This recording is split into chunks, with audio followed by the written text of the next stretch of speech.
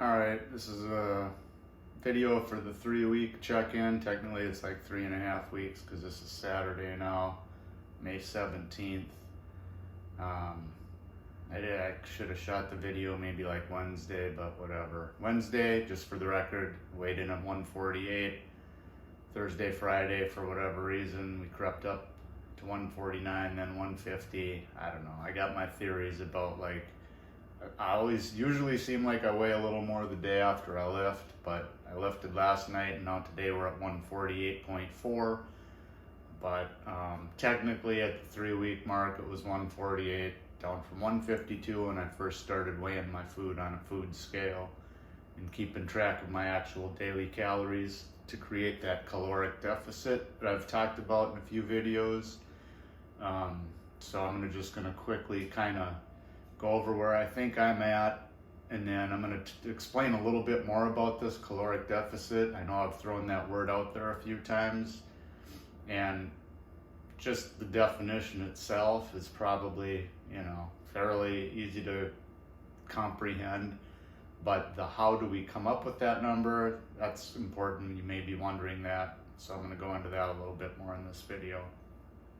Anyway, for where I'm at, down about 4 pounds in 3 weeks, which is fine. Still obviously not seeing any six-pack, but I do feel like there's been progress. Like here, so my main areas I'm concerned with still is lower belly, which if I breathe in through up here, breathe in through the diaphragm, you maybe can tell in the video kind of how this little bit of lower belly pooch just kind of sags and hangs there, right? Up here's fairly firm. I don't see those muscles yet. Down here around this oblique area, I've noticed, like within the last few days particularly, this has all gotten pretty firm, honestly. And there's not a ton for me to grab and squeeze there, Like this isn't really grabbing too much more than if I grabbed my bicep like I did in the video a couple videos ago or whenever it was. But if I turn to my side, this lower back love handle area, that's still a little bit squishy. I don't know how much, like 100%, that's probably not gonna go away, but there's still some I'd like to get to burn off in that region. I do think there's progress, just because I'm not seeing it visually totally yet. I kind of suspect I might be this guy right now. We've probably all seen some variation of this graphic, and we've all been here. You got two choices. You can either stick to the plan, believe in what you're doing, and just persevere, fight through it, and get to the finish line.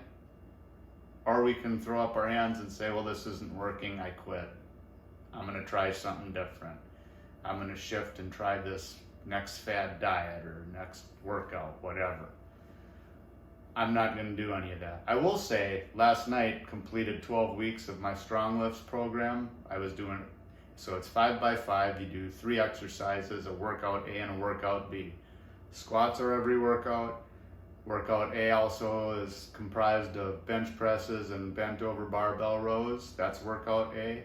You alternate that with a workout B, where again it's squats, and then your 2 complementary lifts are overhead press and deadlift. You only do 1 set of deadlift because you've already worked your legs extensively with the squats. So last night I completed 12 weeks of 3 workouts per week. And now I am 51 years old. I'll talk more about the strong lifts in a different video, but I am going to, next week, I'm going to cut it back to twice a week for various reasons, and I'll probably in the next video I'll talk about that. But today I'm going to focus on this idea of the caloric deficit, okay? So, as I noted previously, the first time I weighed my food, I noticed, like, holy cow, right away at breakfast, I'm probably having more than I really need. And again, and I can confirm this now with numbers, the reason I stayed where I was at pretty well, but never lost any more of this body fat, is I was eating a pretty good amount of maintenance calories. Well, you need to be below maintenance calories if you're trying to burn body fat, or it's not going to happen. So how do you figure out what your maintenance number is and what your number for weight loss is? Okay, we can't really know it 100% unless you're like, if you got money and time to go spend in like a laboratory where they can run extensive testing on you, you could get it dialed in pretty accurate. But there are calculators available that are actually, they're close enough to accomplish the goal here of what we want to do. And so for me, I came to my number through 3 of them. One of them was built right into the MyFitnessPal app. And that one I actually started off with a number that was probably too low. And I don't think I could have actually even stuck to it. It would have been really hard, especially with the weightlifting as part of my routine. I mean, you need to eat some food to be able to have effective gains with your weightlifting. I'm not saying you have to be on a bulk versus cut phase necessarily. I believe you can build muscle while losing body fat, or at least maintain what you've got. At the very least, you want to do that. That's doable. I don't care what anybody else says. That's, well, unless it was an exercise scientist with credentials and good arguments, maybe I'd back off a little bit. But I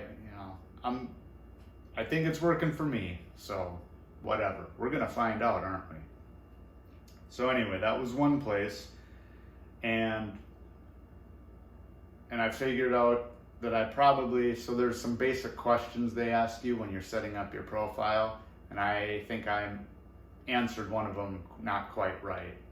I chose that I'm a sedentary person because the example it gave is if you have an office job or a desk job, which I technically do, but it gave absolutely no consideration to a person's exercise. And so the next description sounded like it was probably a little too active for where I'm at.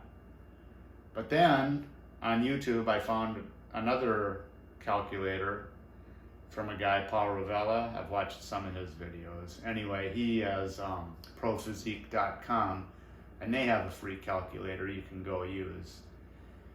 And when I answered the questions, which are a little more extensive on his website, when I answered those questions, it came to like my maintenance calories would be 2440, which again is kind of in line with what I'm reasonably sure I was eating previously. For weight loss of 1 pound a week, it calculated me at 1940 per day. MyFitnessPal had me at 1640. That was saying I had a sedentary lifestyle. So I'm like, well, those are kind of drastic numbers, and I need to know why the difference and what's really right, because this isn't going to work if I'm not doing the right thing, right? Garbage in, garbage out. You got to have good inputs to get good outputs. So therefore, if my maintenance level is really 2400 and I can really lose, and I'm rounding numbers, and I can really lose eating 1900, that's great. If I really need to be down more like 1600 though to lose, that's significant. Like that means on weightlifting day, maybe I need to skip the post-workout protein shake or something. I don't know. But in any case, I had those 2 sources where I'm like, okay, I'm not really sure now. So I looked it up on the internet, and I found another calculator. This is number 3, called OmniCalc or OmniCalculator.com. I forget, but if you look it up, you'll find it. If it's got the word Omni in it, they have all kinds of calculators. One of them happens to be for nutrition and calories. So I went to that one, and again, they had some better criteria to help you understand exactly what's your activity level. And with that one, I came up again with 1940 to lose weight and 2440 for maintenance. So between those 2, I thought, okay, let's check my MyFitnessPal app again, and I'll try answering the question just a little different. And so I just bumped it up to the next one, whatever after sedentary I think was like light exercise or something. And when I thought about it, it's like, I do walk every day, and I do this hard weight training 3 times a week, soon to be twice. But their definition of light exercise definitely falls within those parameters. So I changed it to that, and lo and behold, it changed my daily calorie target to 1940 to lose weight. So I've been doing that now for probably the last week and a half or 2.5. I forget when exactly I made the change. It was pretty early on in the process. So that's where we're at. I know my target is 1940 per day. I do give myself a little latitude because I do the strength training. I do the 2 walks, roughly an hour every day, plus my, moving about throughout the course of the day. So some days I'm a little bit over, but I'm still under the maintenance calorie number. And, I don't think, like I said, I think I'm that guy in the graphic that's trying to dig for the gold and he's so close he doesn't know it. Like, I don't have that much weight per se to lose. It's just this little bit of body fat that I don't like, right? So I think, number one, I'm not going to lose it fast, no matter how many calories I'm consuming. So, like, let's not make it something that's not sustainable. And the other thing is, as long as I'm still under that number, I'm still making progress and I'm committed to this. We're going to just stick to the plan, get to the finish line, and then I'll have a great transformation story to share with y'all, right? And you'll be able to do the same thing just by following the same steps I did. So hopefully that's somewhat informational for you and maybe a little bit inspiring. I don't know. Anyway, like the point of this whole series is, let's get the 6-pack going after the age of 50. See you on the next one.